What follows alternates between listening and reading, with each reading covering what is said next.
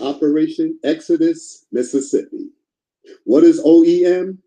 It is the only real solution for descendants of slaves born in America. The original Mississippi campaign. Anything else is fraud and will not work. It is the process of bringing into reality the promised land that Dr. Martin Luther King Jr. spoke of. It is simply inspiring the so-called Black residents of the state to take advantage of their voting power, having a large population to take control of the political systems, laws of their state to benefit themselves, of which brings them power they never had before.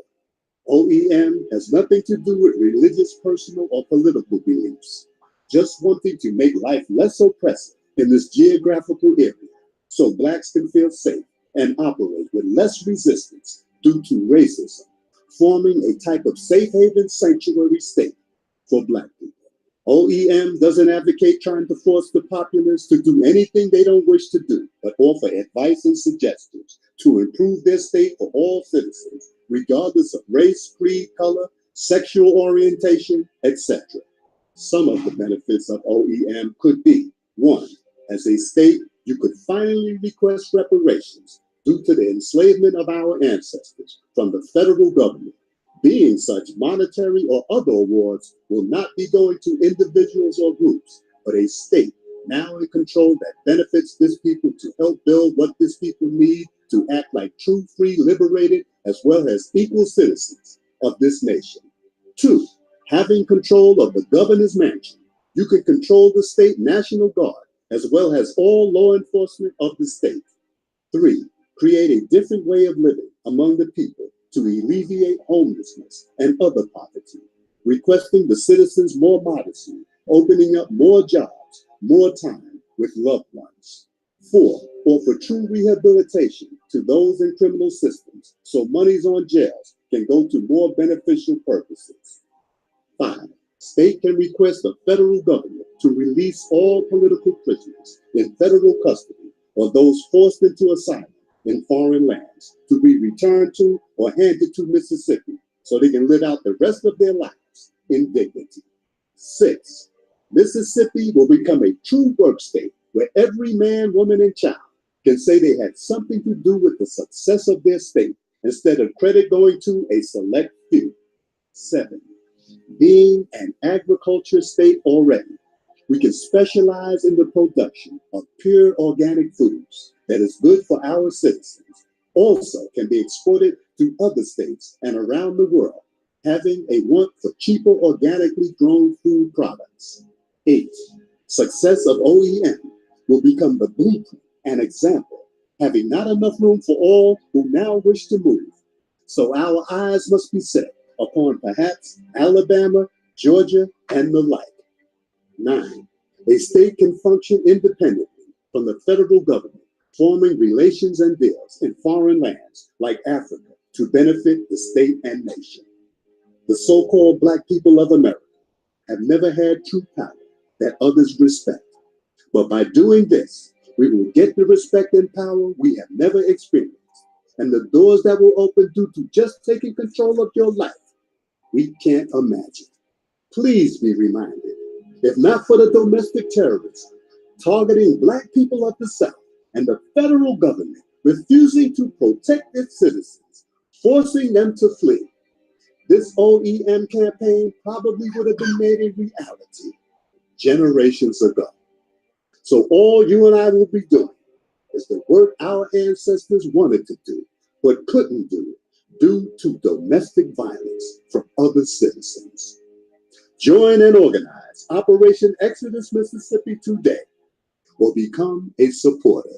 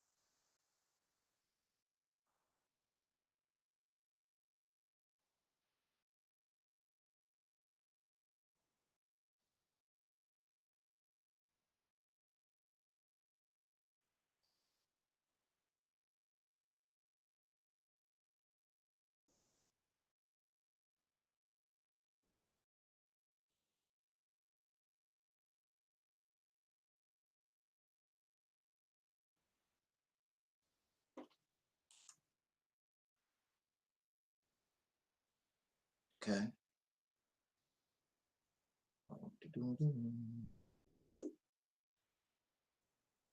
All right. Let's see here. Okay.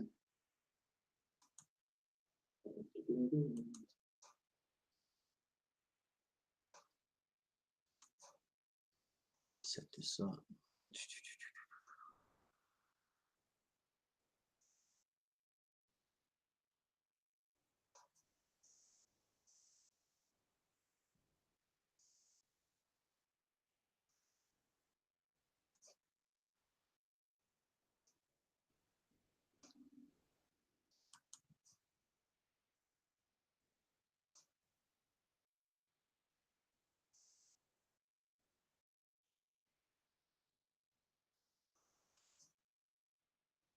All right. Okay, let's set this up here.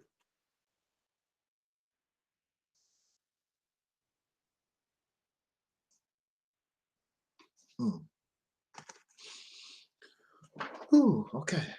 I guess we can get this party started.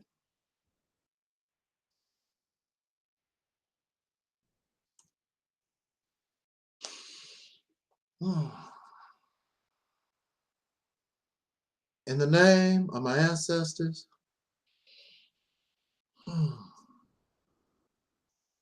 peace forever and always, and welcome to another edition of what I call the Reality's Temple on Earth Internet Ministry. I am the gatekeeper or the host of this program, known here on social media, wherever you may find me. I am known as the mighty, mighty, mighty Angel Snup Nup 7. I am your soul brother, number 1. All righty then. This is the last Sunday of 2018. Yes, yes, yes, it is. It is the last broadcast for this ministry for 2018. And I hope that all of you enjoyed your time with us this 2018. We've done a few things here. It's been rather interesting. I started the year chasing one of the sisters from In Vogue. That was sort of fun. And now we are embarking on this journey, this campaign that is called Operation Exodus, Mississippi. And hopefully, this time next year, we will have something really nice to report, some type of progress in relation to that campaign. I want to first apologize because I am so sleepy. I should really be taking a nap. I should really be laying down. But I felt sort of good when I decided to put this this out into YouTube land, that I wanted to make a live today. And some of you, whether it's 10 or 20 or 100 or just one person, when you put that out there and you come here, then I think it is only right that if I am not sick or dead, I should come here and talk with us. And I am by myself today. And I think for many of you, you want your brother by himself sometimes. It's nice to have a little company, but you come here for the voice of the reality's temple on earth. And I am that voice. I'm the one that you subscribe to. And although others may be interesting to add on to the conversation, you come here because of what your brother wishes to offer us. And this is not to be arrogant. This is not to be all high and mighty. This is simply the truth. It is simply the truth that many of us back in the day, we were fans of the Jackson 5. But after a period of time, it seems as though little Michael Jackson stood out. And even though we love Tito and we love Jermaine and we love Marlon and the brothers, we had a little something extra for Michael. And I guess there's nothing wrong with that. The only problem with that is when we, who all this attention is given to, when we begin to believe we are more than what we actually are. And we become arrogant and we believe that we're special and we're divine and we're greater than those who admire us. I am not, and I want to make very perfectly clear, I am not greater and better than anybody that comes on this platform. I am not greater, better, or smarter than anyone who is listening. Look, I am not better than the troll that comes and leaves negative comments. I'm not better than the troll and those who are negative and those who hate and wish you bad and you've never done nothing to these individuals. I'm not better than nobody. The only thing I am is a little brother who have had experience within a problem. And I wish to bring that experience and a solution to that problem to those who suffer what I suffer and what I go through day in and day out. I apologize for being a little sleepy. But as usual, when I get started, I can usually burn that sleepiness off. I did not want to disappoint you by not being here today. We are gathered here today. We're gathered here because I wanted to make a response video to our brother Ben, who also was making a response video to young Pharaoh. And young Pharaoh has a little clout. You know, young Pharaoh has 100,000 subscribers. A lot of people know young Pharaoh. So when young Pharaoh speaks, people listen. And young Pharaoh put out into YouTube land that the Nation of Islam does not like kinky hair, that the Nation of Islam does not like broad nose and thick lips. And the Nation of Islam teaches that the reason why your eyebrows is straight and the hair on your head is kinky is a sign of rebellion. It's a curse. And of course, that's not the first time we've heard of something like that. We hear the same thing, I believe, from the Hebrew Israelites, that we are a cursed people and we need to get right with God and things of this nature. So I wanted to just put my little 2 cents in on that, even though it's redundant. It's redundant. It's redundant, and we're having these conversations over and over again. Who killed Malcolm X? Did Farrakhan have something to do with the murder of Malcolm X? Do the Nation of Islam teach against Africans? And, you know, these redundant conversations that we have over and over, the black men arguing with the black women, and y'all talking about the same topics over and over again. Cynthia G's weave and whoever, Sonetta is a Uncle Tom agent. We have these same redundant conversations over and over again, and we have learned how to rehash the same old over and over and over again. The same stuff, just a different way of saying it. The same stuff, except a different way of putting it. You would think that we would get sick of it. It's like eating the same food every day. If you are stuck on an island and the only thing that you have to eat every day is coconuts, it just gets so boring. What we having today? Coconuts. Damn, that's what we had yesterday. What we gonna have tomorrow? Coconuts. Same stuff. I am subscribed to over 300 persons, and it's the same stuff regurgitated, the same stuff over and over and over again. And the reason why many will come to this video is because of the title, because I'm talking about the Nation of Islam and young Pharaoh and things of this nature. We just want to gossip and we want to run our mouth, and we don't want to concentrate on serious issue.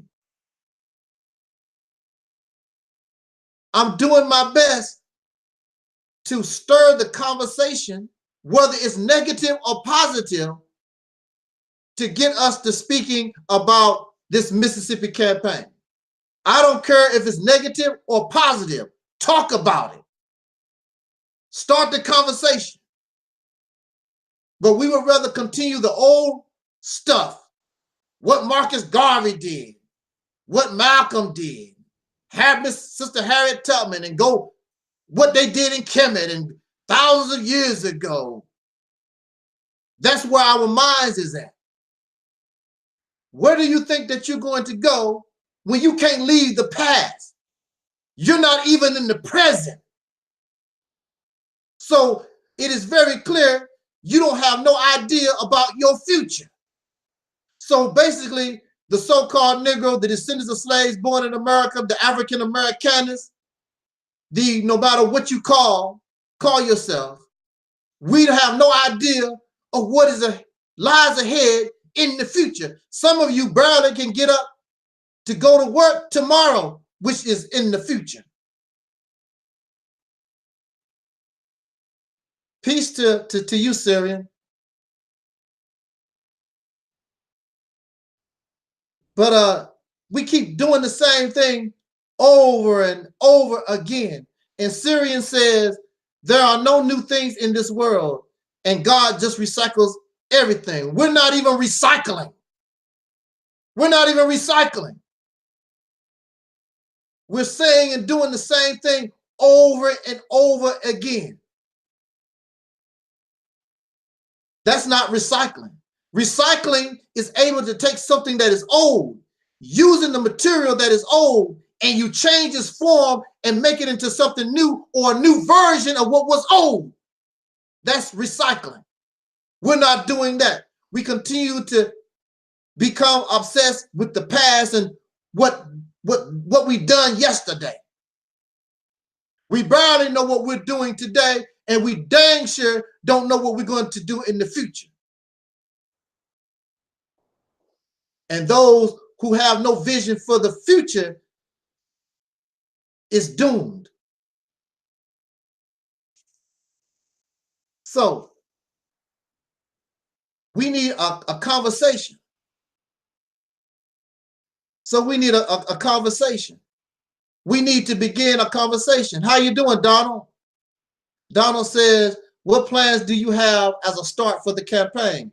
The first plans that we have is simple promotion. Promotion, you have to get the people to talk, because the people cannot act upon what they don't know. So it's about promotion. It's about getting the conversation.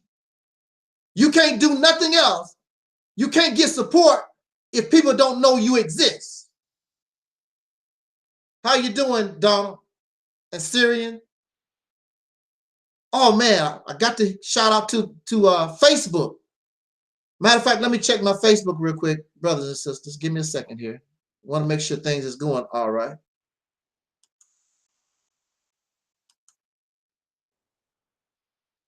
Okay, brother Gary is in the in my Facebook. What's up, brother Gary? What's up, brother Gary? He's in the in my Facebook. So I just want to make sure everything is running correctly before I get into this talk here. Hold on a second here. Matter of fact, okay.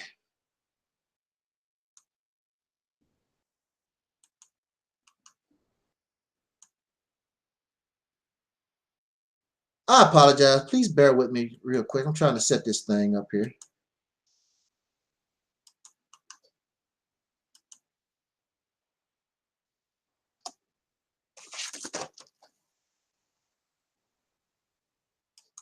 Okay. Thank you. I didn't want to disappoint us because I'm telling you, I am, and brother Gary will bear witness, you know, our occupations that we've chosen to do. It's makes you really fatigued. But I don't want to keep us long. I should be able to skate through this very quickly. Thank you, brother Donald. Thank you so much. Thank you for those in the chat room. Thank you to those who are listening. Thank you for those who are on Facebook. See, I'm tired. Thank you to those who are on Facebook and all of you who will view this this presentation at a later date. I would like for you to do in the description box. I would like for you to subscribe to my assistant minister, Brother Taalik. Subscribe to his channel. And I also would like for you to subscribe to and support our Sister Noble and Brother Taalik. Their information is in the description box. So before you leave, make sure that you subscribe and support our brother and our sister. And like I said, this particular topic is so redundant. But I guess I have no choice. Y'all like redundancy because we don't want to share this information. We don't want to talk about this campaign, which is really the most important thing that I can think of that we really can do. It's not redundant. It's a lot to cover. It's a lot to talk about. And it's more than about me, because you can bring out the kinks. You can bring out the error. You can help bring out the real plan to make it a success, because it can be a success. It can work, but it can't work based on me. It has to be us. It has to be a team effort. It has to be a national effort. And that's a lot of work to do. That's a lot of conversation. That's a lot of talking. That's a lot of salesmanship to a lot of people. So the first priority here is simply promotion. Promote. I'm looking at newsletters and what they call that, those little notations that you send to news agencies and send newsletters to churches and whatever we have to do in order to get the people to talking. I'm gonna have to send out some DVDs to certain people and just get the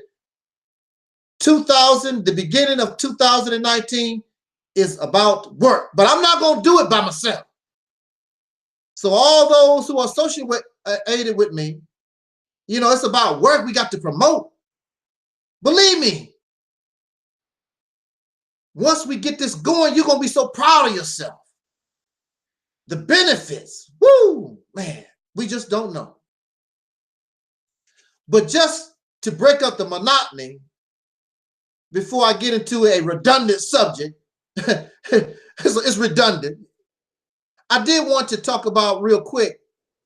I saw an article, and I want to send out props to the country of Liberia. And as many of you know, Liberia was started by a group of our ancestors that actually came from these shores.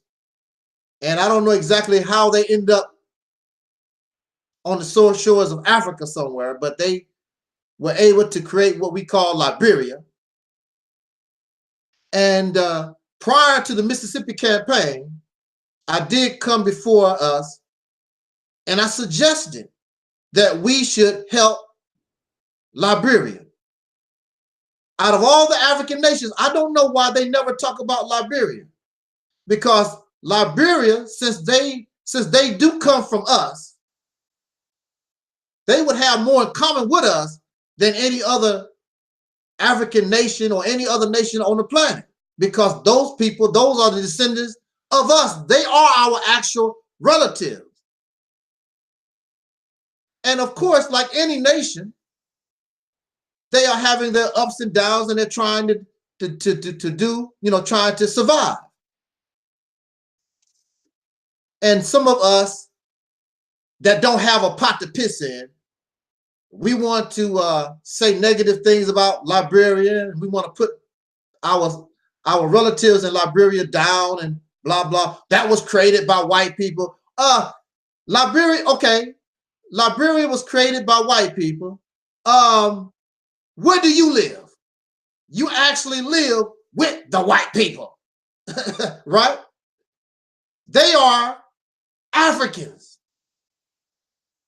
They are Africans. They are generations removed from the United States of America. They are actually on the continent.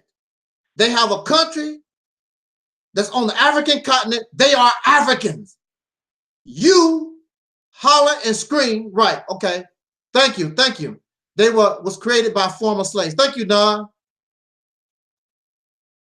They are actually on the continent. Here you are talking about you're gonna go to Africa one day.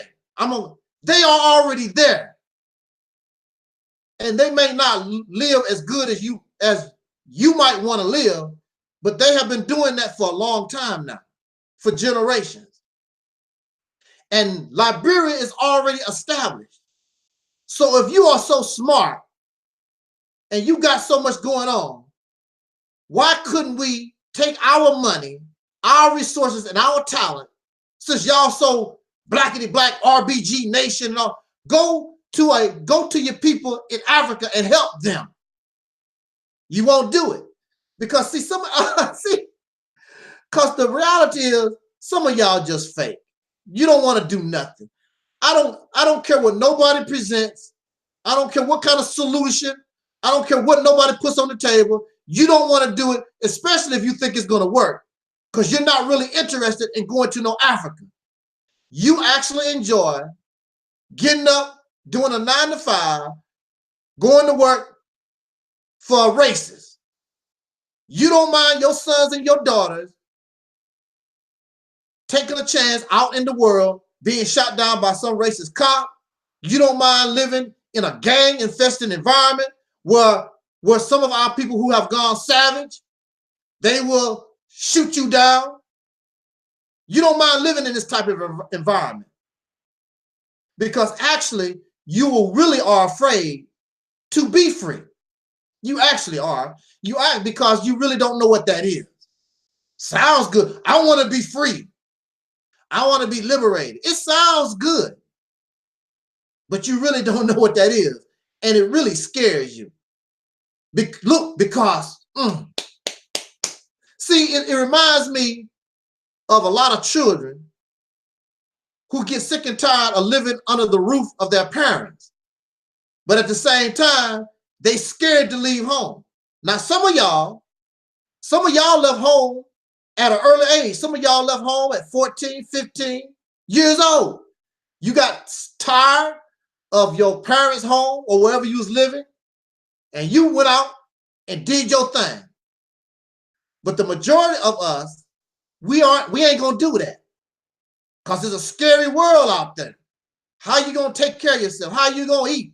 Where you gonna live? It's a lot of questions. And see, that's what really scares you. Because you talk all that pro-black stuff, but in the back of your mind, how I was gonna make it without white folks? That's what you're scared of. You can talk all that Nation of Islam stuff you want, all that Hebrew Israelite stuff all you want. You can talk all that crap, all that you want to, but the bottom line is you are scared. What you gonna do? Because you go out on your own, you can't blame the white man no more. No more blaming the white man. It's all up on you. The nation of Liberia cannot continue to blame the white man. It's all up on them. And building a nation, starting a country is not an easy thing. So for them to survive all these years, coming from slavery. What did you say, Don? Liberia was created by former slaves. What you expect from a slave? So many of you, Liberia flag look almost like the United States. And what you think that's all they know? So they base their country on what they knew, which was living here in the United States. That's what happened. And if we want a history lesson about Liberia, I think Syrian is giving us a history lesson, on Liberia. Syrian says that the native Africans defeated the freed slaves in Liberia. Okay. I don't know all that history. All I do know that we do have a connection to those people. That I know. We don't have, there's none of you can show me a direct connection to Ghana or Somali or the Congo or South Africa. You cannot show, or Kemet, you cannot show us a direct connection. We have actual relatives. We have people that come from us that's in Africa on that continent. Again, if we so smart and we know so much, why trying to start from scratch?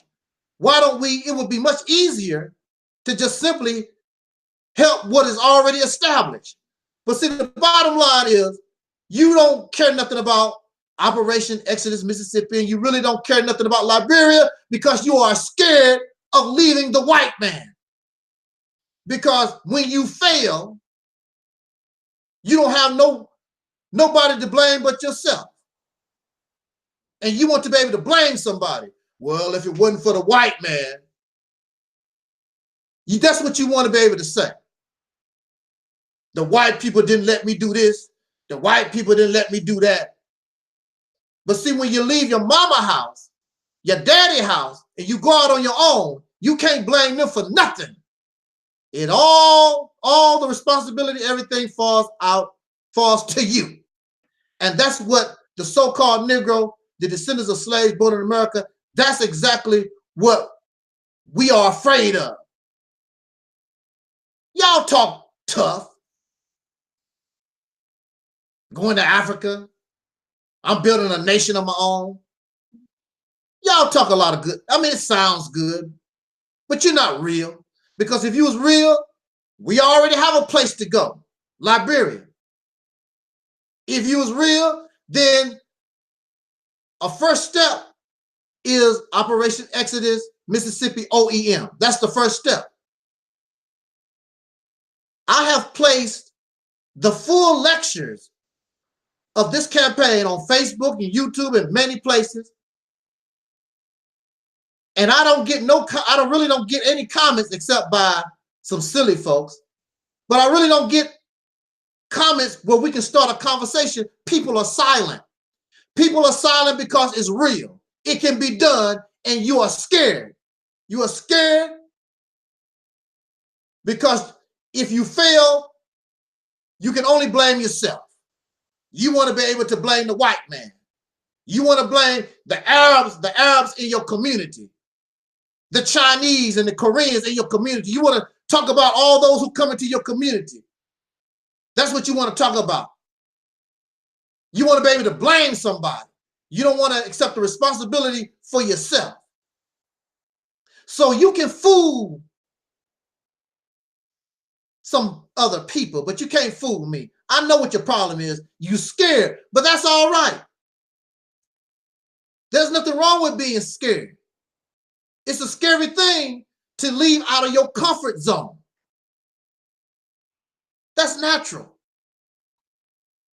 But look how you feel. How do many of y'all feel when you leave your mama and daddy house and you get your own apartment? It's not the best apartment in the world. It's cheap.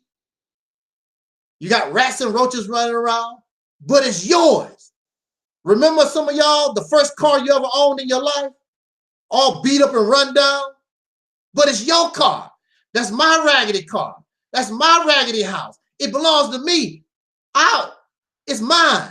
Nobody gave it to me. And you feel proud because you earned it. It's mine. Nobody gave it to you. And as time goes on, your car gets better and your house gets better. You become better. Your food gets better. But it's because of your hands, because of your work, and you feel proud of it. Nobody gave you nothing. Mama didn't give me nothing. Daddy didn't give me nothing. And even it gets to the point where even God don't do nothing for me. Because I learned from my father how to take care of myself. God makes everything on this planet able to take care of him or herself or itself. Do you think that for some reason God skipped us? We should be able to do the same thing as any bird, as any deer, any raccoon.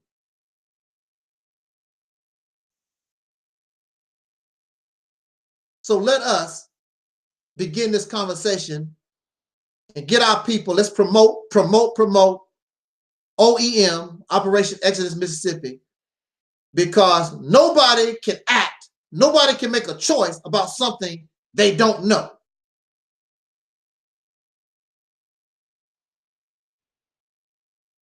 This conversation of Operation Exodus Mississippi will never be a redundant conversation. That's right. That's right, Don. Look inside the God inside of you. It's not in the sky. It's you. Even your scripture tell you the kingdom of heaven is in you. It's you. Excuse me here.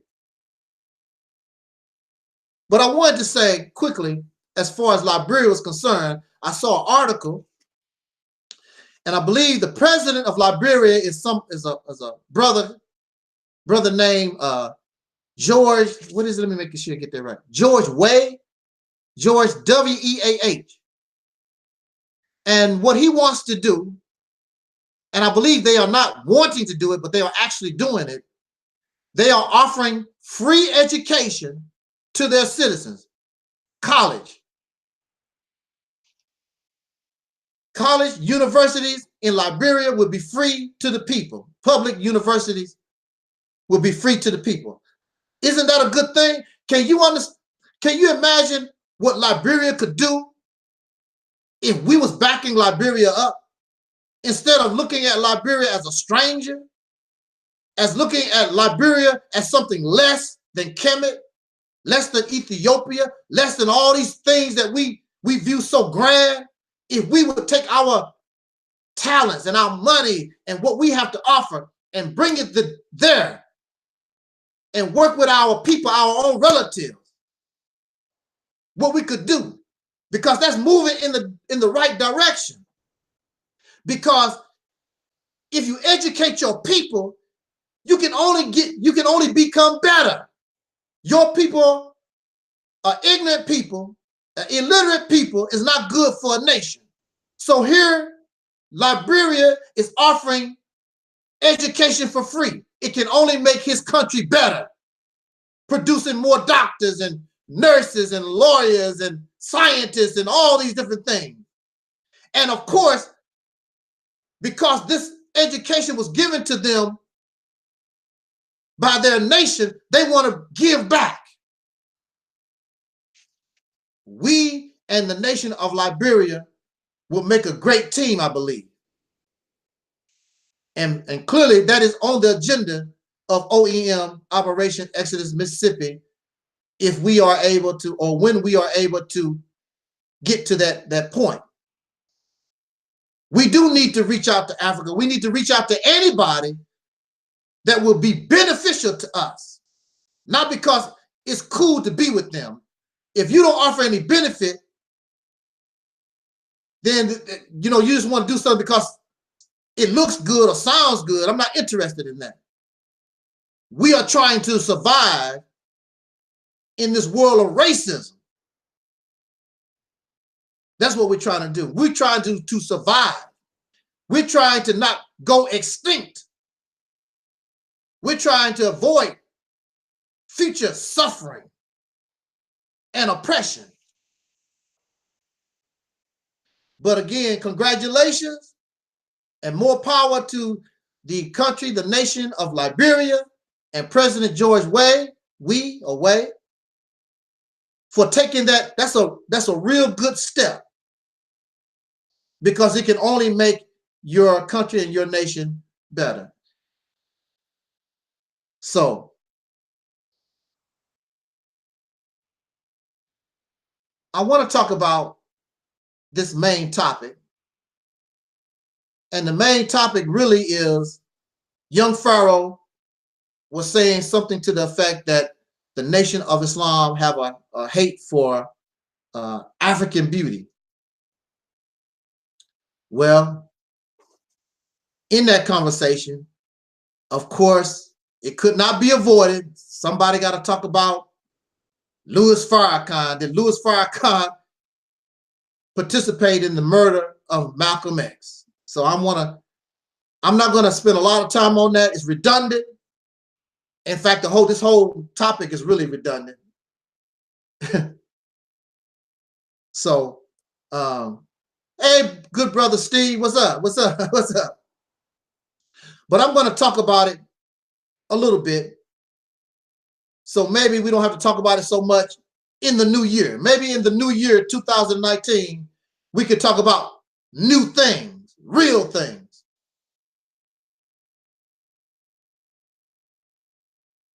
So of course, Louis Farrakhan's name is brought up.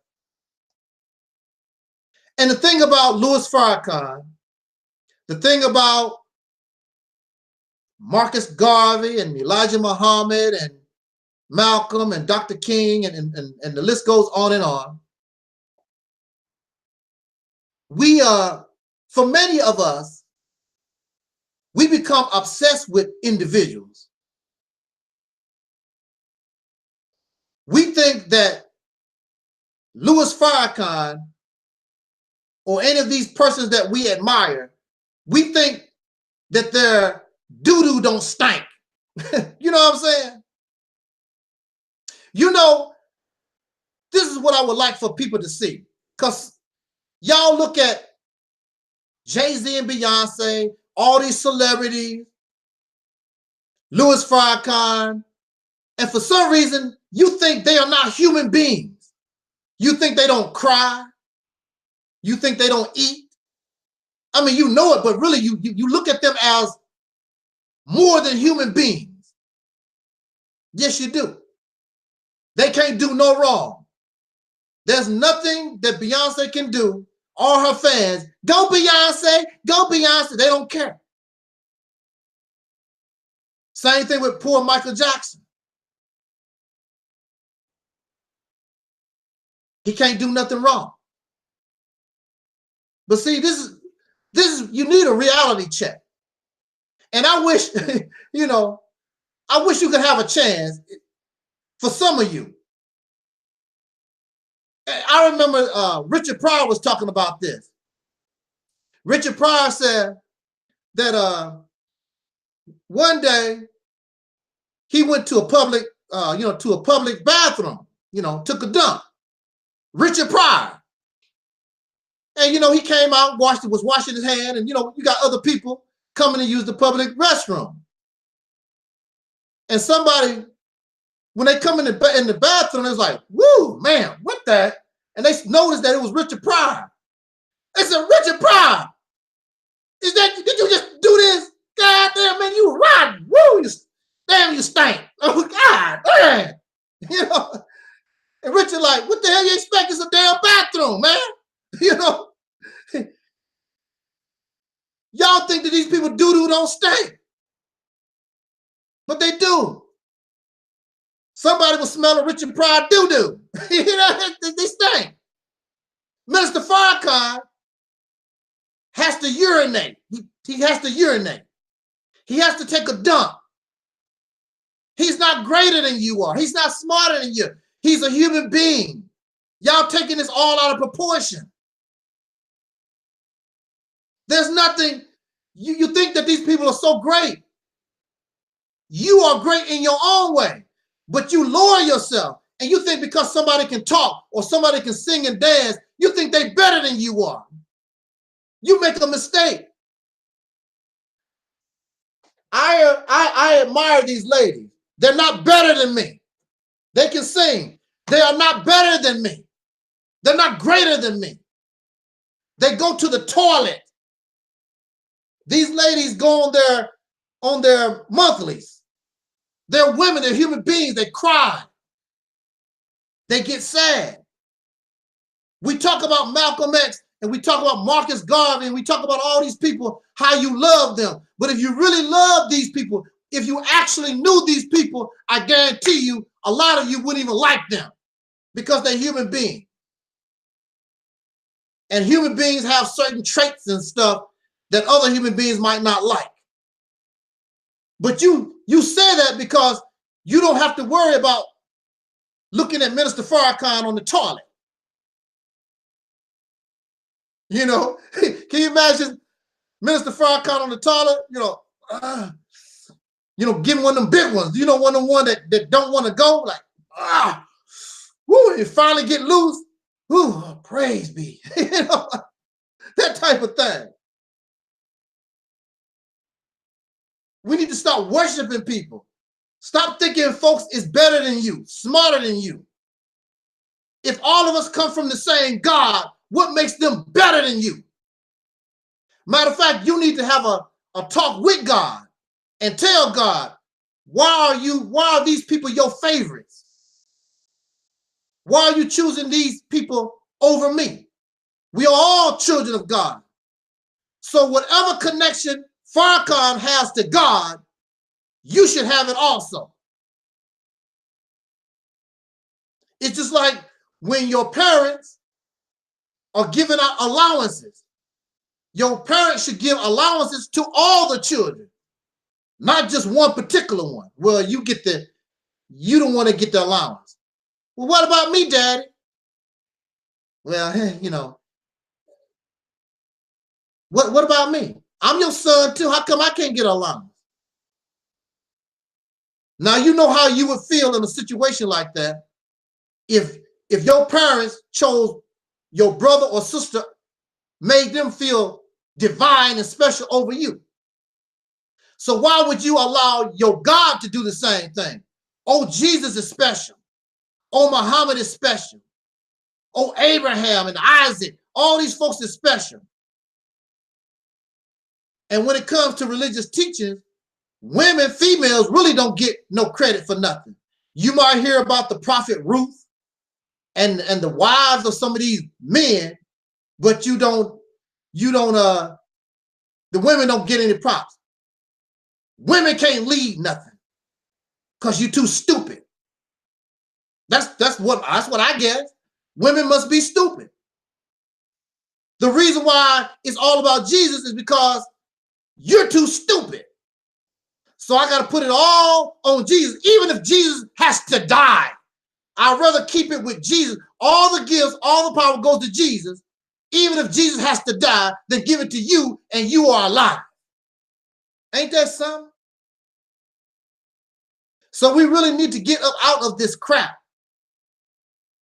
that these people doo-doo don't stink. Because believe me, if you go to the bathroom behind anybody, believe me, that doo-doo, it don't stink. I bear witness. Don't go behind me. I can say this. It ain't as bad as some folks is, woo, what y'all been eating? Y'all need to pick up that book, How to Eat to Live, by Elijah Muhammad. Eat 1 meal a day. You know? Oh, wow. Okay. So,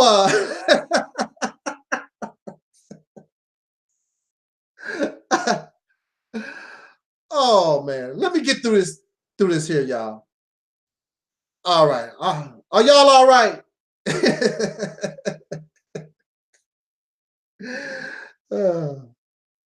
Okay. So before they actually talk about, or maybe this, I don't know, maybe this was part of the chat room conversation. I think it was. It became part of the chat room situation. Somebody always got to bring up, did Farrakhan murder Malcolm X? Did he participate?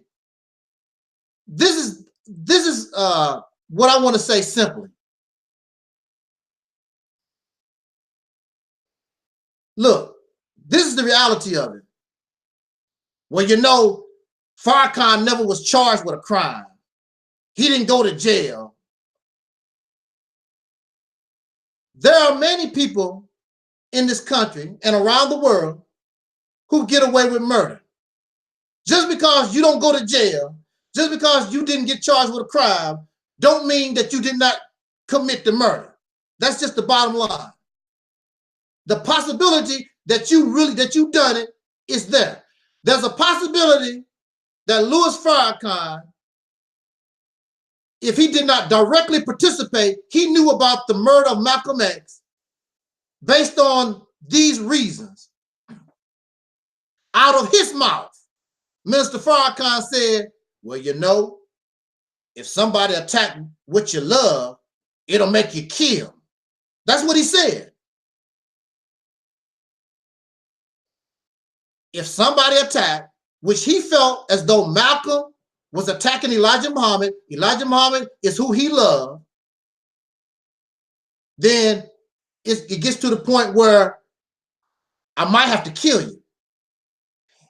Mind you, even Malcolm X, look, even Malcolm X said, he said, if somebody done what he had done, he probably would have be thinking the same way. He would want to kill too. It goes back to this religious zealot mindset. So Malcolm he wasn't together either, but he just told you.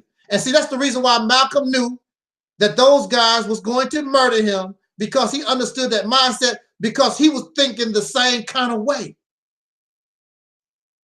You messing with somebody I love. You keep it up, I'm gonna kill you. So Farrakhan said that. Farrakhan praised. He called the killers of Malcolm X heroes. He praised the murderers.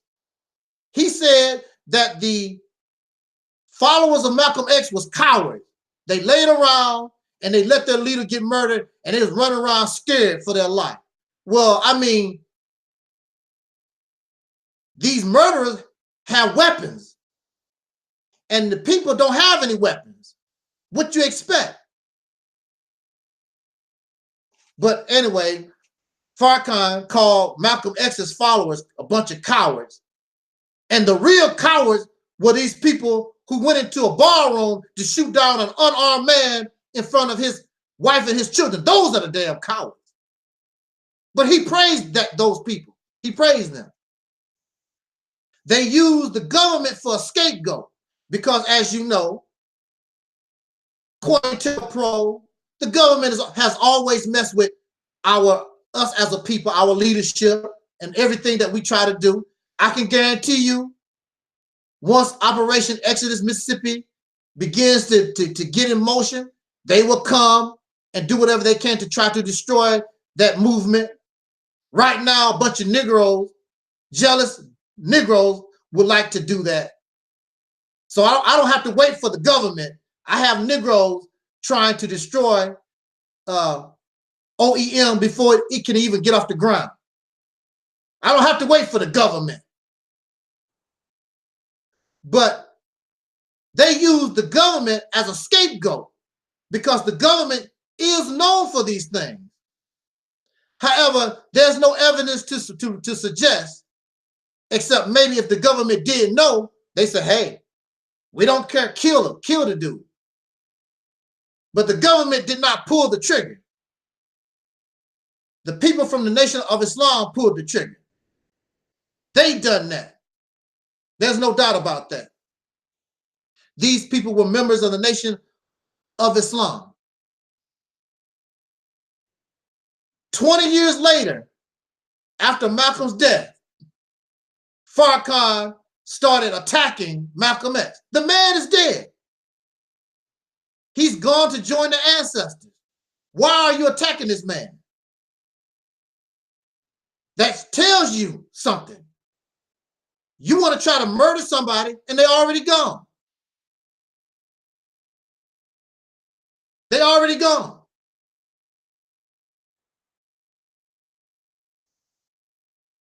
Syrian says Farrakhan is an elder now. How can he be judged on things which happened in his youth? There is no statute of limitations on murder. You was a youth for murder, and you should be punished. I don't give a damn how elder. Yeah, you became an elder. You shouldn't be an elder. You should be locked up somewhere. You should be punished for what you've done. You took a man's life. You planned to take a man's life. And then you call this man your brother, and even after the man is dead, then 20 years later, you want to bring the man's name up and start slandering his name. I was there. I didn't even know who Malcolm X was until Farrakhan started talking about him. I'm like, who is this? Who is Malcolm X? And when Farrakhan was speaking about Malcolm, he's a hypocrite and a traitor. He deserved death. That's what I heard. The first time I ever known who Malcolm X was, that's what I heard. What kind of heart, what kind of mentality is that? Maybe that of a murderer? It just so happened on the day that Malcolm was murdered, it just so happened Farrakhan was in town. A whole lot of prominent leadership of the Nation of Islam, they was in town. That was just a coincidence, right? It's just a coincidence. They say that Louis Farrakhan's brother lived right across the street from Malcolm X. That don't sound funny to y'all. So since Alvin Farrakhan, who lived right across the street, they say, from Malcolm X, he could easily watch Malcolm's comings and goings and report it to those who wanted to murder him. There were other planned attempts on Malcolm X's life before they were successful in February of 1965. Louis Farrakhan said in a speech, so what if we did kill Malcolm? Basically, that's what he's saying. So what if we did kill him? He's our traitor. He's our Benedict Arnold. We are building a nation, and you can't tell a nation how to deal with their traitors. Like you can't expect America, you can't tell America how to deal with their traitors. So if the government murdered Malcolm, why would you say that? Don't tell you stay out of your business. This is how we deal with our traitors. Why would you bring that up if the government done it? Then they go on to say that one of Malcolm X's daughters don't believe that the Nation of Islam had anything to do with the death of her father. How would she know? She was a baby. The only thing she know, she saw some men run up to the stage and they shot her father down in cold blood. That's all she really know. She have no idea of what was going on. She don't know. And all of Malcolm's family don't believe that. And according to the things that I've been given, Sister Betty believed that the Nation of Islam murdered her husband. And the only reason why she came on a stage with that suspected killer was because her daughter was charged with a crime. It was really a frame-up where her daughter was supposed to have been trying to pay somebody to murder Farrakhan. So Farrakhan could have made things real bad for Sister Betty's daughter. So she just went on to play the game to stay on his good side until her daughter was out of that situation. Because he could have actually been really nasty about it and had her go to jail for the rest of her life over that. But he decided to use that situation and try to paint the picture like it's all good between Farrakhan and Sister Betty Shabazz, the Malcolm X family, which is a lie. It's an illusion. It's not true. To my knowledge, from what I was told, Sister Betty said that the Nation of Islam murdered her husband.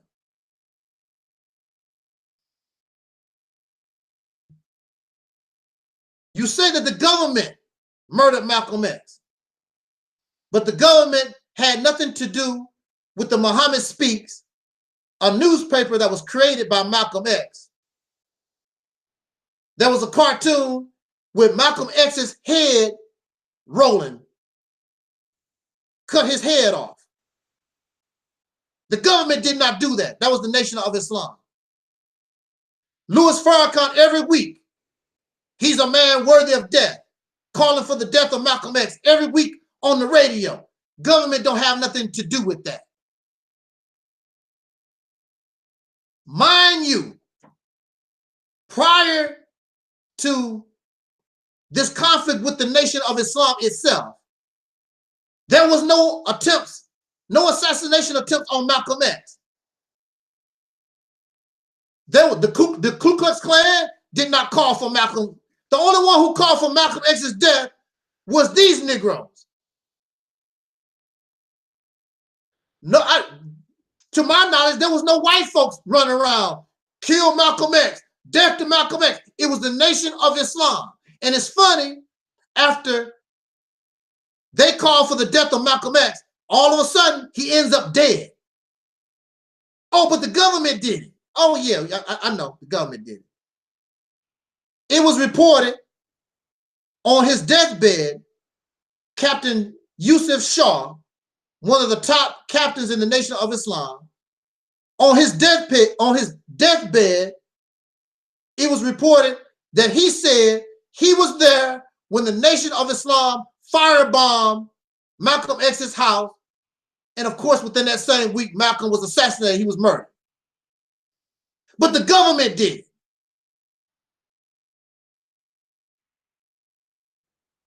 But the government did it. So you have all this stuff here, and you're going to tell me that Farrakhan is some innocent guy. No, people get away with murder all the time. And it's even easier to get away with murder when the government that you talk about done it is on your side. Yeah. Yeah. When all this list that I just said makes Louis Farrakhan suspect. He got him and a whole lot of other folks who planned this. They got away with murder because the government that you're talking about that actually did it was the one that backed you up. Because chances are they knew they had some informants and they knew what was going down, but they let y'all do it. They let you do it. So I hope that you're happy. And 10 years later, the Nation of Islam went down to nothing, and it's nothing right now. It's nothing. Murderers. In conclusion, on this particular topic, as far as did Louis Farrakhan have anything to do with Malcolm's murder, I want to remind us that you have people that wasn't even born. Look, there's people that wasn't even born during the time of Malcolm X. They say they would kill Malcolm, but the government done it. The government. I haven't heard no report where the government said, yeah, I wish we should have been able to kill Malcolm back in 1965. Only people living right now, when they hear Farrakhan and his hatred for Malcolm X, he's a traitor and he's a Benedict Arnold, he's a hypocrite, and they follow his lead like they followed his lead in 1965 and inspired a bunch of naive young people to commit murder. And the sad thing about it, and I heard Farrakhan insinuate, you know, y'all lucky I look, because Farrakhan had got really, really angry because so many people was talking about him. And I remember one of his speeches, I think the speech was over, but basically what he was saying was, y'all lucky, you know, I love you, because if I wanted to, I could have you hurt. I could have you murdered. See, what is that telling us? What is that telling you? That there's a possibility that this man did conspire and participate in the murder of Malcolm X, and he got away with murder. And the reason why he has been allowed to live, to be elderly, is because he's no threat to the government, but Malcolm X was. Right, that's right, brother Don. I heard that a guy, Pharaoh, said that. Yes, that's right. I heard him say it. He would have killed Malcolm X too. So that mentality is alive and well right here in 2018, going into 2019. There are those who would murder Malcolm X right now because of what Louis Farrakhan said.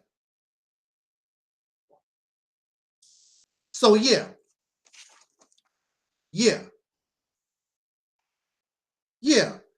it's a possibility that Farrakhan participated in the murder of Malcolm X. For all the reasons I said, and you can keep believing that he didn't all that you want to. The man seems like he got away with murder. That's what happened. But of course, like Denzel Washington say in Training Day, he said, what did he say in Training Day? Oh yeah, and what I just had it on my mind. What did Denzel Washington say in Training Day? Man, I just had it on my mind. I say it all the time. He said in Training Day, something about if you can't prove it, you know, if you can't prove it, don't mean nothing. I say it all the time. Getting senile, y'all. It's bad getting old. I just talking too fast. I had that thought on my mind. I say it all the time from Denzel Washington Training Day. Oh, it's not about what you know. It's about what you can prove. That's what Denzel Washington said in Training Day. It's not about what we know. It's not about what we suspect. It's about what we can prove. So since you can't prove Farrakhan did anything, well, the only thing you can think, well, he got away with murder. He's not the first person that got away with murder. Won't be the last. George Zimmerman, somebody said in the chat room, George Zimmerman got away with murder. So, hey. With that redundant topic over, we want to go ahead and get into the last of this. And the question that has been raised is, does the Nation of Islam have a hatred for African beauty? We're going to see. Give me a second here. I just wanted to check my Facebook real quick. Syrian says that Farrakhan has apologized and acknowledged his mistakes. It's time to let this go. Farrakhan has not apologized. Let's make that perfectly clear. The only thing Farrakhan did was basically say, acknowledge his so-called his mistakes. He did not apologize. I did not hear him say, I am sorry for what happened. I do not hear them words. If you can put the video link in the chat room and show me where he said, I apologize for what happened. He did not say that. The only thing I heard him say was, yeah, I know I hyped some people up, and that's all I heard him say. That's all he said. He did not apologize for nothing. A murderer ain't gonna apologize for something they done and was proud of it.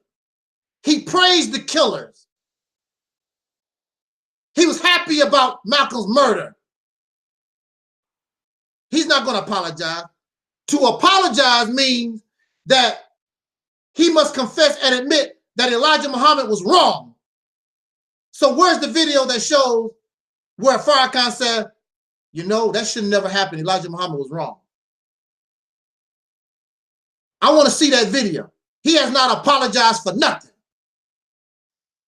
Farrakhan stepped back from the Malcolm thing because he could not destroy Malcolm's legacy. That's the reason why.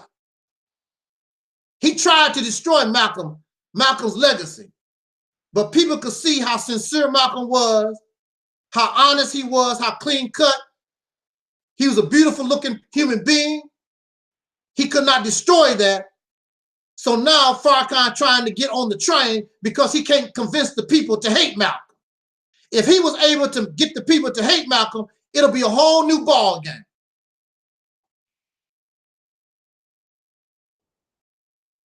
It is not time to let it go. You don't let no murderer live in peace. You have to let them know, we know that you are a murderer. Farrakhan is not going to have the legacy that Malcolm X had.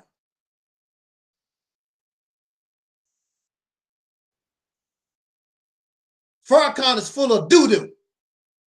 You keep believing that crap. He's full of doo-doo. He does not act like somebody who shows remorse. Because if Farrakhan really felt that way about Malcolm, then why would you bring his name up 20 years later? You would say to the public, I'm not going to answer any questions or make any reference to Malcolm X. That's a very hurtful part of my life. That was a very hurtful part of the Nation of Islam's history. I don't want to talk about that at all. That's not what he done. Malcolm is a traitor. He's a hypocrite and all that other stuff. Then in his arrogance, he turns around to talk about, well, the reason why Malcolm X died so I can live. The reason why I have lived as long as I did because I learned the lessons that Malcolm X failed to learn. So Malcolm X died so I can live. No, sir. Malcolm X died because he got shot with a shotgun. He did not die so that you could live. That's not the reason why. How arrogant you are.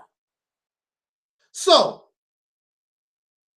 since Malcolm X died so that you can live, sir, then what have you done greater than Malcolm X?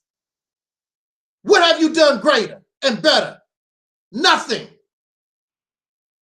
You call 2 million men to Washington to march and accomplish what? Nothing. Your 3-year, 5-year economic program that you started way back in 1991, what has it done? Nothing. Your fish program, nothing. Your clean and fresh products, nothing. Everything that you touch is you a loser. You a loser. The only thing you know how to do is hype people up.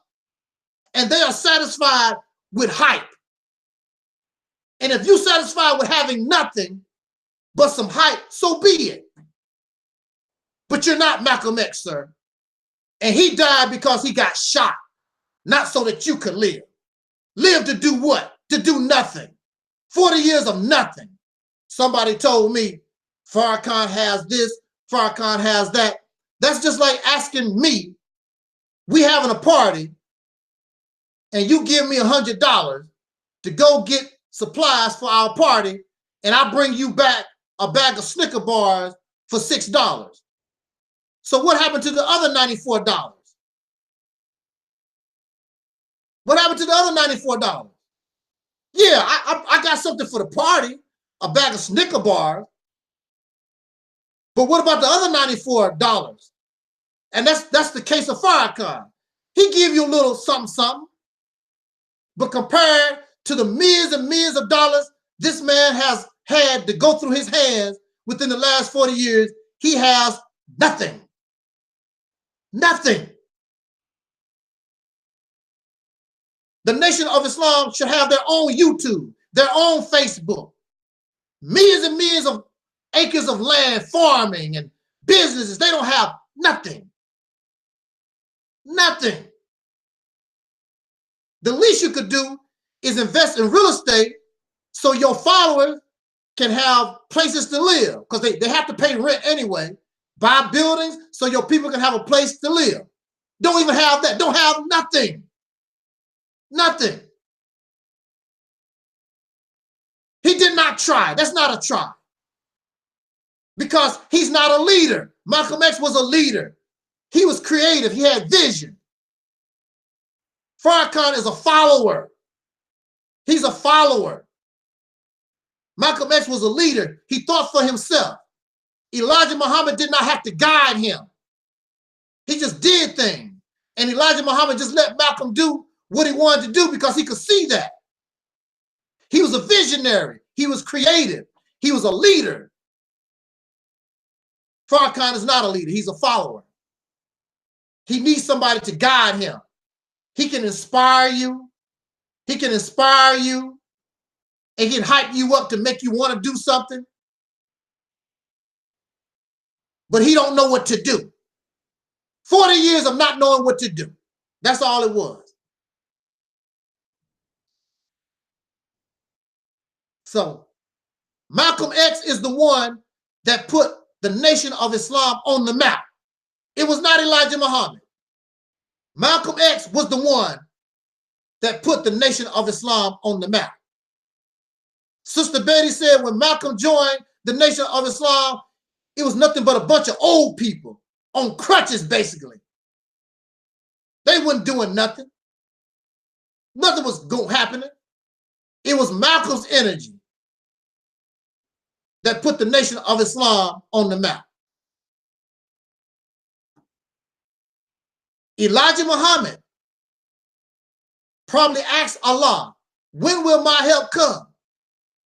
And so Allah bless you with Malcolm X. I wish I could have me a Malcolm X. No offense to you, Brother Taalik. Allah bless you with Malcolm X.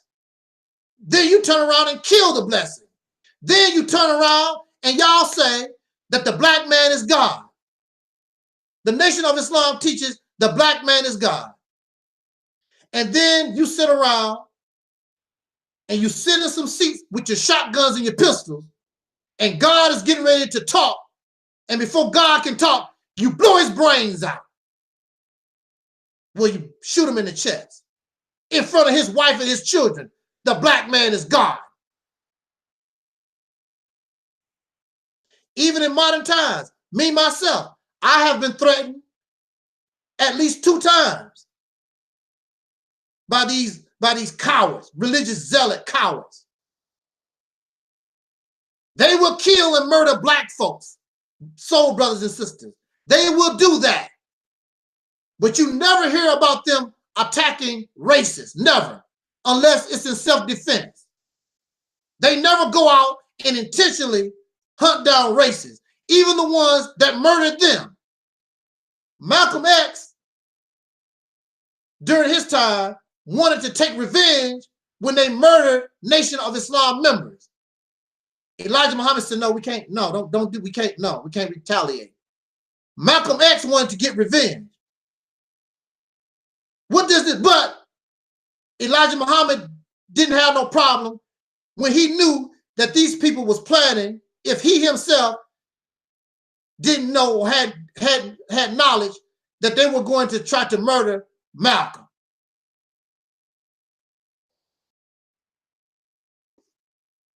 When it comes to Caucasian people, these races, let God handle it. But when it comes to us, go get your gun, go get your pistol. Mind you that the Nation of Islam says that they are not supposed to carry as much as a penknife. Let God handle it. God will protect them. But in the case of Malcolm, they went out and got pistols and shotguns and killed this man. And Farrakhan praised the murderers, praised the killers, tried to destroy this man's legacy. We supposed to sit back in the cut and just let him do that to a good person. No, Malcolm X is not perfect. I'm very sure. No, I know he's not perfect. He did not deserve to be shot down in front of his wife and children. That we know. He did not. And I want you to bring it to me. And I want you to bring it to me. You justify this man done something so horrible that he deserved to be shot down in front of his wife and his children. Y'all some old nasty, raggedy dogs.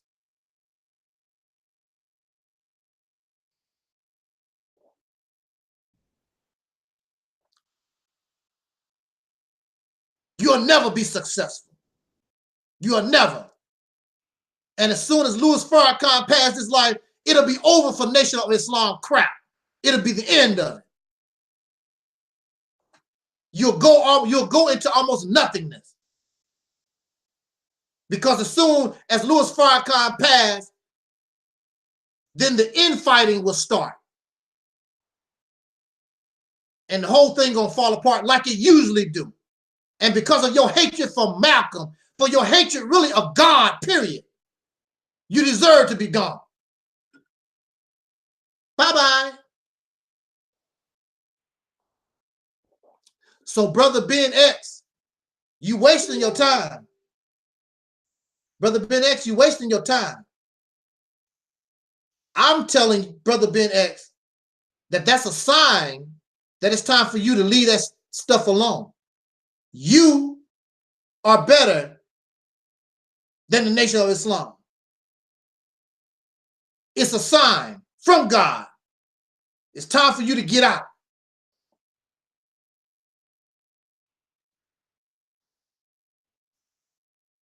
Now, okay, hold on a second here. Okay, look. Yeah, so the only thing we can do is learn from the mistakes of the past. Because I'm very sure when Operation Exodus Mississippi gets larger and becomes more, I have to face, I'm dealing with it already. These different personalities, and you don't know where people come from and things of this nature. And you will have people who will want to murder you. Jealousy and envy. It's already happening. Don't even have OEM off the ground good.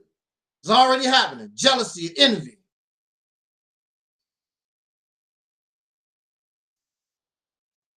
Let's deal with this young Pharaoh accusation. And why does young Pharaoh bring this up? Because he heard a video where Louis Farrakhan was speaking, and Louis Farrakhan basically was bragging about having straight hair. Straight hair is good hair. Now, before I came on air, I know the story. I forgot exactly what book that was in. I'm pretty sure it's in Message to the Black Man of America.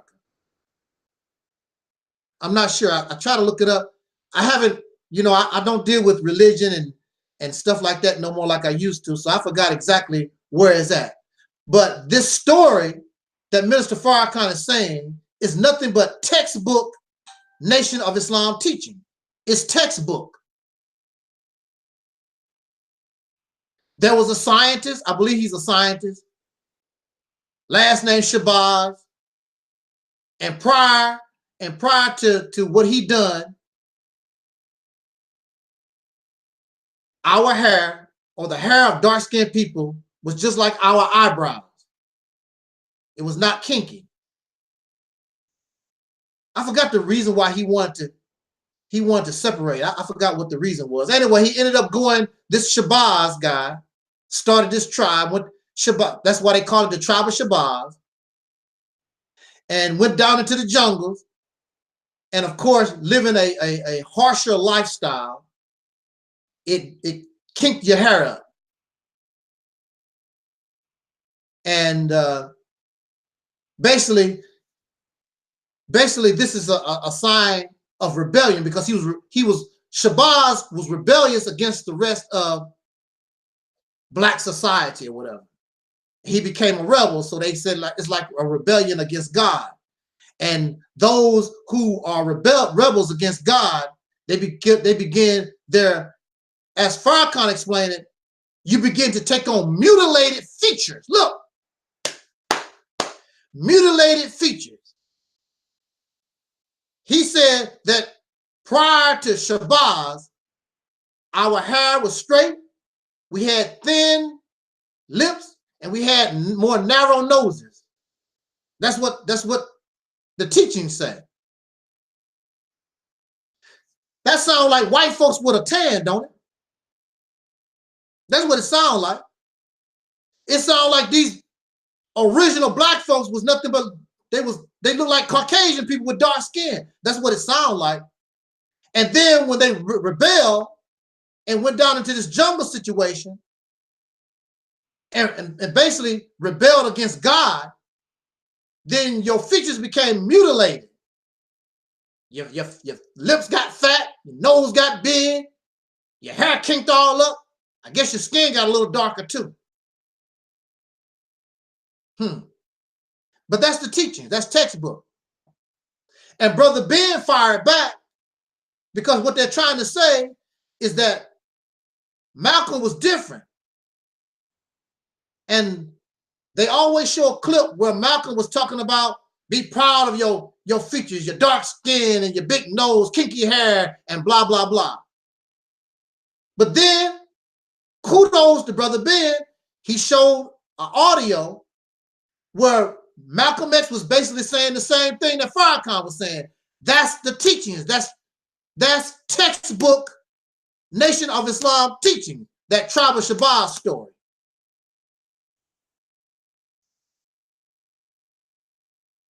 So you can't condemn Farrakhan and let Malcolm off the hook, because they got it from the same place. That's textbook Nation of Islam teachings. Now, mind you, there's no evidence a tribe of Shabazz ever existed. Show me any type of archaeological evidence of a tribe of Shabazz. And then, of course, they say this happened 50,000 years. I forgot what the exact time was. It was a long time ago. But anyway, show us the evidence of the existence of this tribe of Shabazz. In fact, I was told that Shabazz is not even an Arabic name. It's a Pakistani name. Those who are associated with those living in Pakistan. It's not even Arab. But even so, when you look at our hair, we have hair all over our body. We grow it all over our face. It's all over our hand. We have hair all over our bodies. So the hair that's on our bodies is not like on our eyebrow or in our nose, our underarm. And I'm not, look, I don't want to be nasty or nothing, but your private part hairs is different than what's on your head and everywhere else. Hair is different all over your body. We are hairy. But for some reason, within human evolution, it came to the point we don't need hair like that anymore. See, we think that we are really above animals, but we have hairs all over our body. And some of us can get really hairy. We have hair all over our body. You have hair in your ears. You have hair in your nose, eyebrows. You have hair everywhere, a little bit everywhere. On your booty. Some of y'all got a hairy booty. You know it. Some of y'all got to shave your booty. you gotta shave your face, cut your hair, and shave your booty. we have hair everywhere. The reason why there's different kinds of hair is according to how that creature, that life form, how you evolve. Everybody, all life forms evolve differently. So you can have blackbirds, but the blackbirds, all these blackbirds, the reason why they are what they are is because they evolve differently. They evolve differently, so you got a different result. That's the reason why. And of course, they say in biology, if you take a people that was living in Africa and you slowly move them to a colder climate, they're going to change because they're moving from a place, from a warm place to a colder place. So they're going to begin to change. Has nothing to do with no curse. Has nothing to do with good and bad hair. Has nothing to do with that. Matter of fact, in a lot of cases, as far as the hair on your head is concerned, after a certain period of time, some of us, like myself, you start going bald. Your hair starts falling out. Not only men, but women too. Your hair starts falling out. So you don't have to worry about straight hair or kinky hair because all of it's going to fall out anyway. So what do that mean? And then as we grow older, some of y'all older folks, the men, you start growing hair all on your ears, on top of your nose. You start getting hair in places that you never had hair before when you start growing older. And for some of you women, what do it mean? What do it mean? Because some of y'all, when you get older, you start getting hair on your chin. You know, y'all start getting hair. You know, it's because of when women get older, it's because you have an imbalance in your chemical makeup. You start to get more testosterone, you know, instead of estrogen. And so you start getting a little beard on you and stuff, whatever. What do that mean? See, we got to stop tripping off this religious stuff because it don't mean nothing. It's just biology. We are what we are because of how we were evolved. It has nothing to do with a curse from God and all this other nonsense that these people are talking about. Now, there are contradictions in the Nation of Islam teaching because the Nation of Islam do teach this story. But at the same time, they'll turn around and tell you to be proud of your African self and be proud of your big nose and thick lips and kinky hair and whatever. I mean, which one is it, sir? You telling me that it was, Farrakhan said in his speech that it was a sign of rebellion against God that you got kinky hair, thick lips, and broad nose and all that type of stuff. But then you turn around and then you say, be proud. So are you saying be proud of your rebellion? I mean, see, it's contradictory. That's the way religion is. Religion gets you all caught up and confused, but yet and still, Allah is not supposed to be the author of confusion. But this whole thing is awfully confusing because you telling me a story that make me feel as though having kinky hair and real dark skin, broad nose, thick lips, that's rebellion against God. Then you turn around and tell me we're supposed to be proud of it. Which one is it, sir?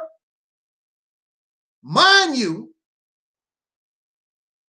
you see why the Nation of Islam has a sort of love toward straight hair, thinner lips, thinner noses. The more Caucasian that you look, the better, because their God is biracial. For Muhammad, their God, mother was a Caucasian woman, father was a black man, which produced this white-looking man, a white man, Caucasian-looking guy. That's their God. So who wouldn't want to look like God? So what are you? Why are you talking all this other? Be proud of your dark skin and your black when you really don't believe that. And if you look at the leadership, and if you look at the leadership of the Nation of Islam, all the big shot positions or whatever, most of the time, it's always a light-skinned brother or sister. Never dark-skinned person with kinky hair, broad nose, and thick lips. It's always light-skinned person. They might have thick lips and broad nose, but they always light-skinned with straight hair. Look at Farrakhan, light-skinned man. And he got his hair combed. And he dyed his hair black because he's ashamed to be old. Scared to show his gray like I'm showing my gray. Shame that he's grown old, can't do what he used to do. So I'm gonna color up my gray and I'm gonna comb my hair. But he's gonna tell you, be proud of your kinky hair. But he's not proud of his kinky hair. Farrakhan himself suffers from self-hatred. And why would you suffer from self-hatred? Probably because you serve a God that's biracial. And in this society, the symbol of beauty is Caucasian women, Caucasian beauty.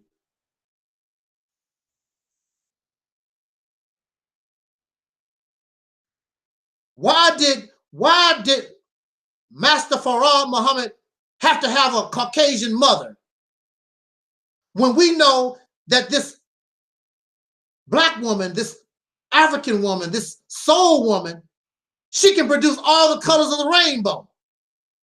I just saw a picture on a Facebook post. It was a sister, and she had children from the very light.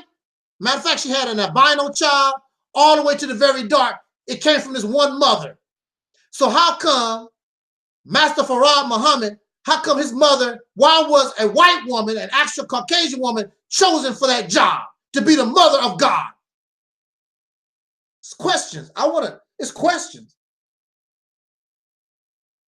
Why is your leadership, all the ministers and all these people, why are they always light-skinned folks? Are you trying to say, are people that's dark-skinned like myself, are we dumb and stupid? We don't know the teachings? What Eric Muhammad said, talk black to me. I'm talking to you too, Eric, because you the Nation of Islam too. Talk black to me. Why was a Caucasian woman chosen to birth God?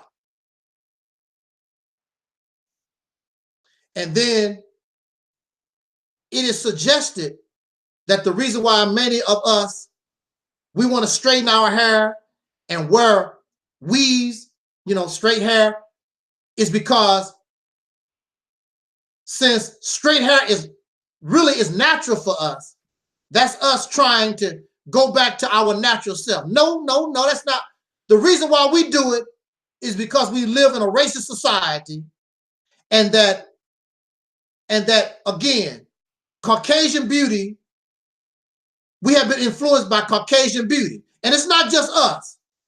When you go to Asia or some of these other countries, you see them bleaching their skin, straightening their hair, and doing a whole lot of other stuff.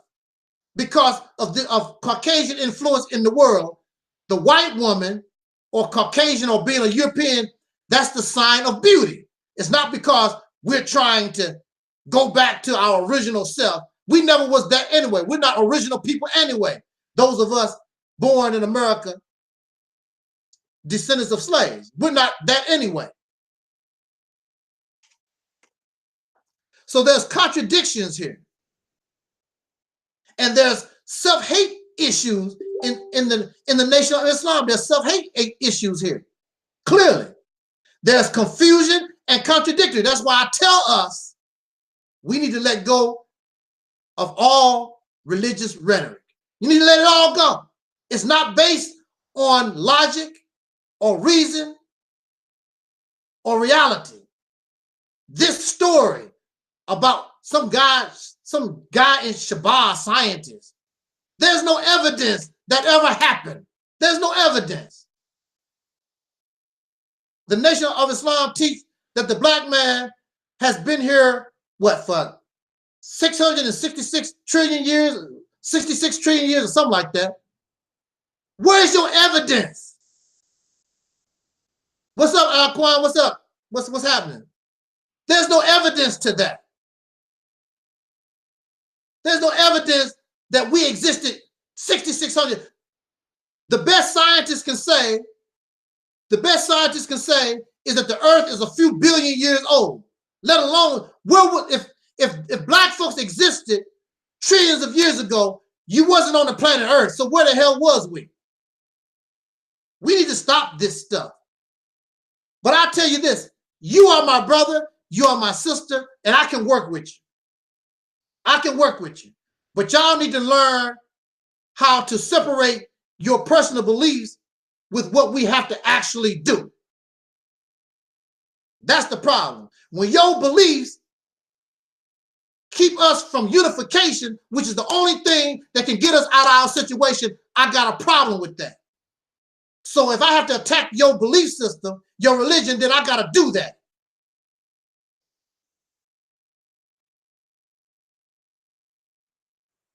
Brother Don said a young pharaoh have a video saying that black folks have been on around since 76 trillion years. Really? And see, this is the sad thing about it. You've been on the planet that long, and then somebody come out of a cave 6,000 years ago. You've been around for trillions of years, and somebody come out of a cave 6,000 years ago and whoop your ass and destroy everything you've done out of the trillions of years that you've been existing. That shows that you are really, really pathetic. You know what I mean? For real. That shows really you are really pathetic.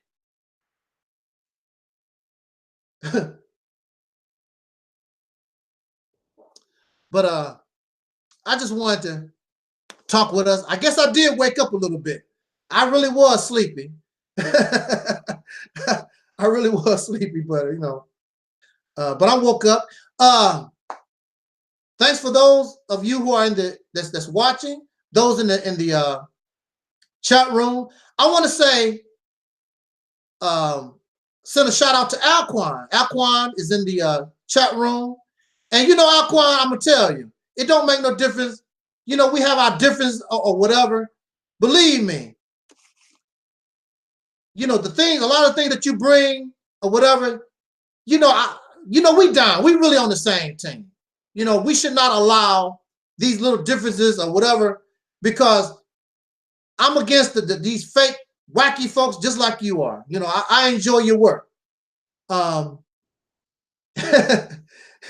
They brag about the pyramids. Hey, Armin. Always bragging about some old dead stuff.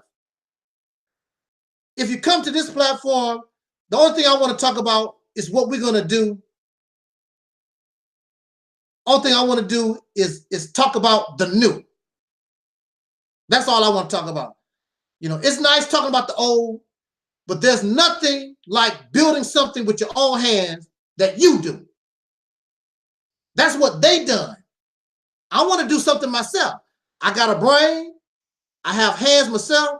I can do some building myself. Unless y'all ain't smart enough. You mean to tell me you've been here for trillions of years and you can't do no better than what we're doing right now? Really? Yeah. So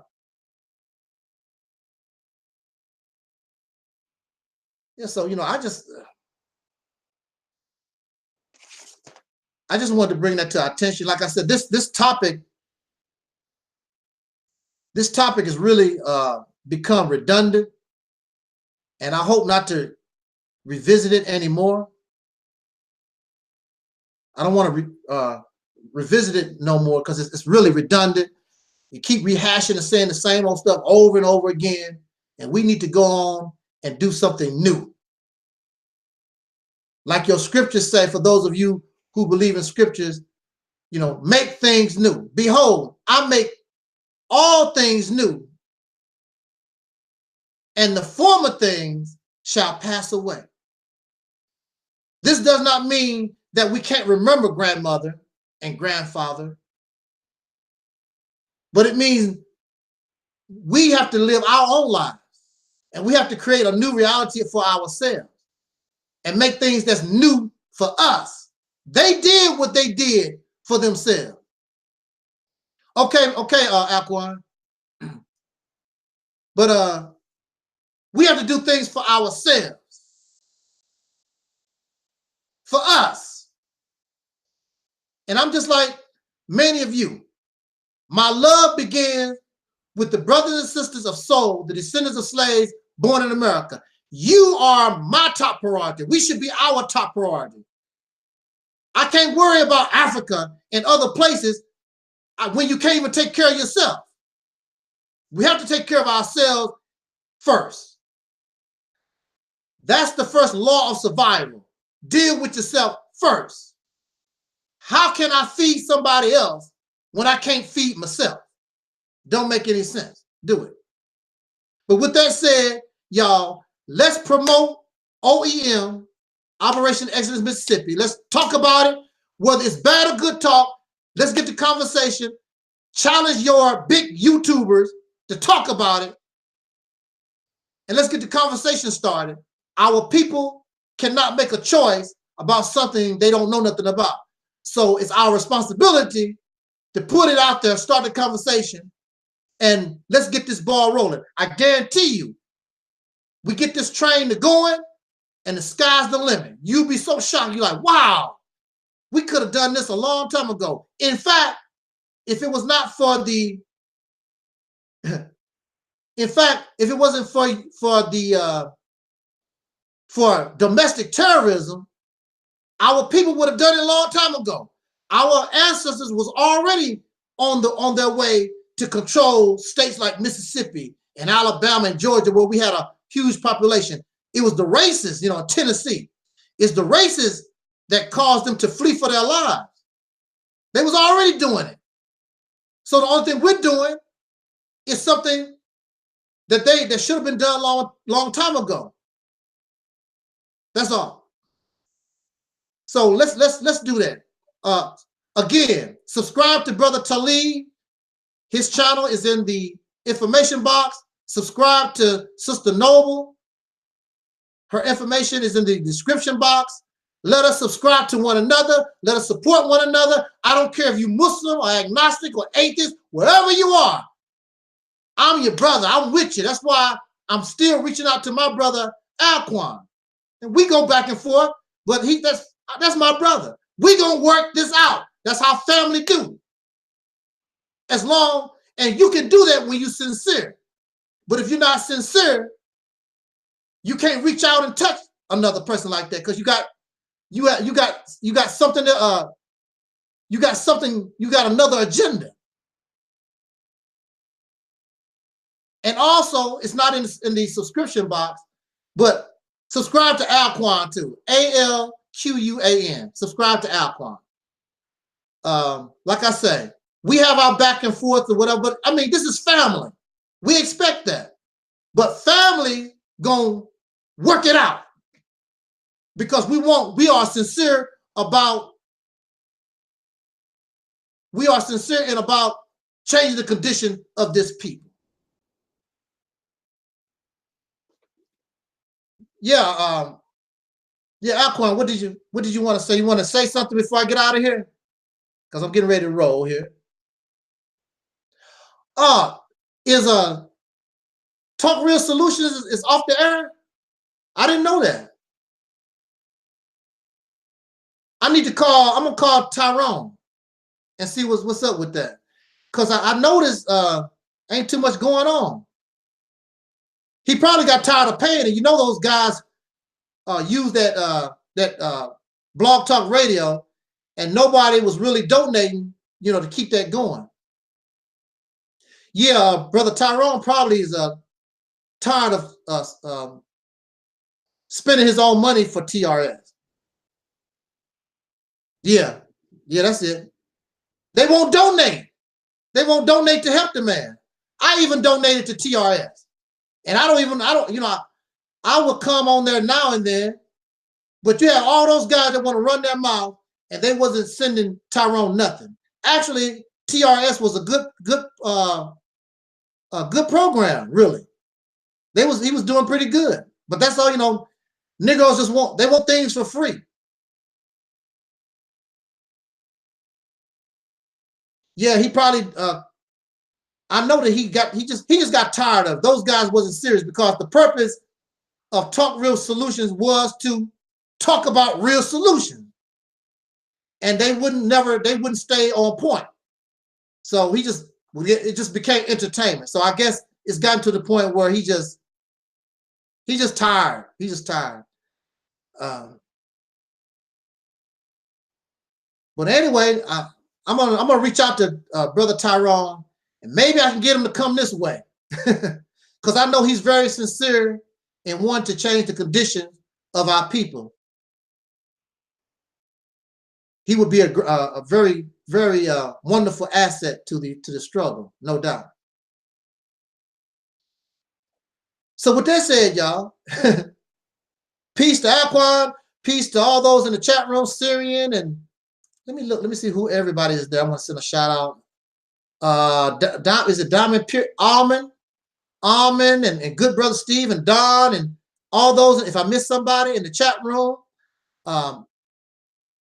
those who are in my Facebook simulcast, thank you for joining me. I was sleepy, but I woken up, and I hope that I offered us something that we can think about and so that we can move forward. And until next time, if you know, tomorrow is not promised to nobody, but if I am, as they say in religion, blessed to see a new year, I hope to see you next year. And like I said, this time next year, I hope to bring a good report as far as the progress of OEM. So with that said, as important as Dr. Cornelius always told us, I wish us love, peace, and so check y'all out later. I'm Audi 5000.